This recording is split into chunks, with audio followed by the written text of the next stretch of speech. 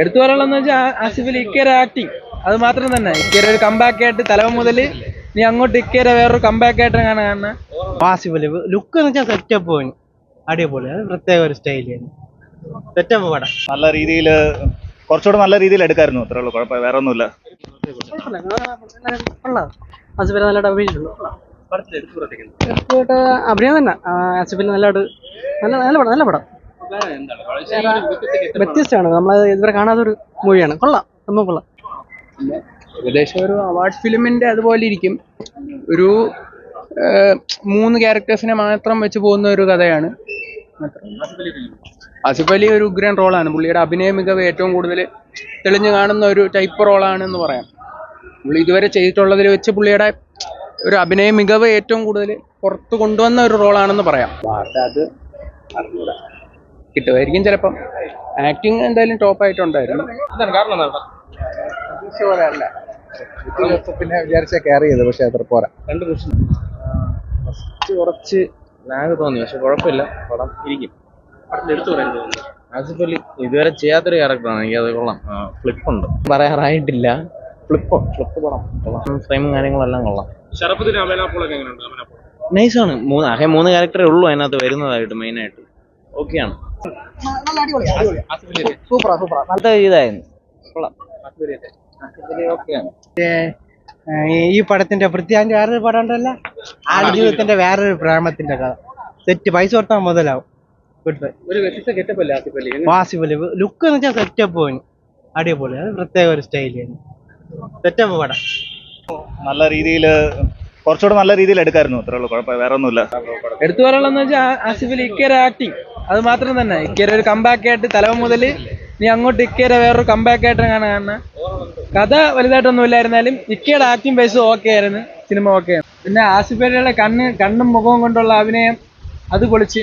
ബാക്കി സ്റ്റോറി അത്ര രീതിയിൽ വന്നില്ലെങ്കിലും കൊള്ളാം. തലവൻ തൊട്ട് അങ്ങോട്ട് ആസിഫ് അലിയുടെ കാലം എന്ന് വേണമെങ്കിൽ പറയാം. സിനിമയിൽ അങ്ങോട്ട് പൊളിച്ചെടുക്കും. ഇനി ടിക്കറ്റൊക്കെ വരാൻ പോണ്. അടുത്ത ആഴ്ച അഡിയോസ് അമീഗോ വരാൻ പോണ്. എല്ലാം പൊളിക്കും. 3 ക്യാരക്ടർ മാത്രമേ.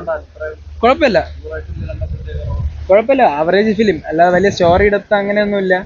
ഇക്കയുടെ ആക്ടിങ്ങും പിന്നെ അവർ 3 പേരും അവർക്ക് പറ്റിയ രീതിയിലുള്ള കാര്യങ്ങൾ നല്ല വൃത്തി ചെയ്തിട്ടുണ്ട്.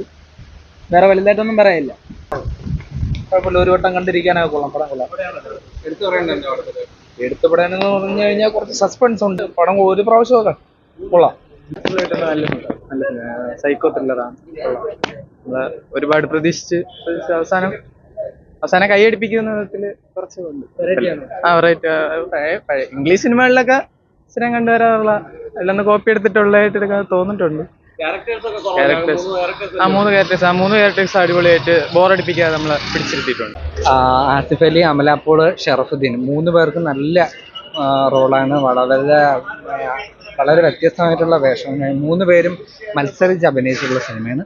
പിന്നെ ആ സിനിമയുടെ ഏറ്റവും വലിയ പ്രത്യേകത ആ സിനിമയുടെ കഥയും തിരക്കഥയാണ്.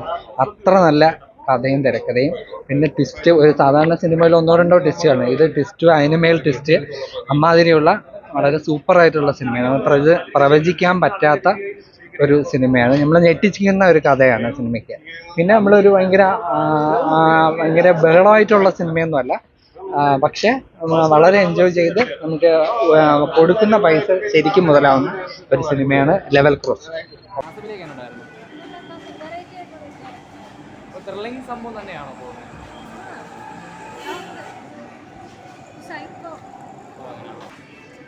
ഡബിൾ ക്രോസ് അല്ലേ? എങ്ങനെയുണ്ടായിരുന്നു?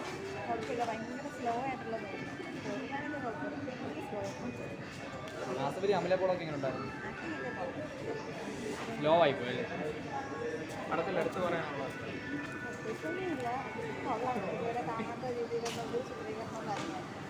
സൈക്കോ